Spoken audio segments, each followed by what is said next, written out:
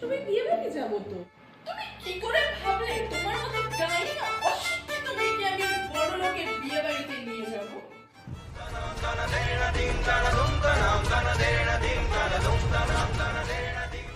বলছি আজকে আমার কয়েকজন গেস্ট আসবে, তুমি একটু বড় লোকদের মতো রান্না বান্না করো। তুমি আবার তোমার ওই গরিব লোক ঘরের মতো রান্না বান্না করো না, তারা অনেক বড় লোক, তাই জন্য একটু ভালো করে বড় লোকদের মতো রান্না বান্না গুলো কর।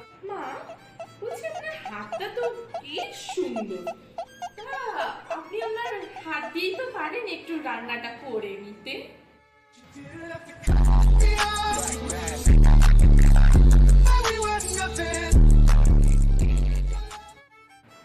কদিন পরে আমি আমার বাবুর আবার বিয়ে দেবো আমার বন্ধু রিয়ার মেয়ের সাথে। আমিও ভাবছি পাড়ার ওই রাখি কাকিমা আছে, তার সাথে আমার শ্বশুরমশাইয়ের আবার বিয়ে দেবো।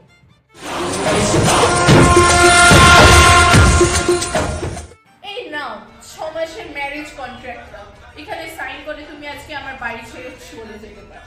কি সহজে আপনারা বলে ফেললেন, এখানে সাইন করে আমাকে ঘর থেকে চলে যেতে বললেন, কিন্তু ভাবলেন না এই 6 মাসে আমি আপনাদের জন্য কি কি করেছি। শ্বশুরমশাইয়ের কোষ্ঠকাঠিন্যের রোগ আছে, আমি রোজ সকালে তাকে ইসবগুলের ভুষির জল খাইয়ে সুস্থ করেছি, সেইটুকু আপনারা দেখলেন না আমি যে কি করেছি আপনাদের জন্য। সত্যি তো তুমি এই বাড়ির জন্য কত কিছু করেছো, এগুলো আমি কোনোদিন ভেবে দেখিনি। না গো বৌমা, তুমি এই বাড়ির যোগ্য বধূ। ओ भाई मारो मुझे, मारो मारो मुझे, मारो मारो।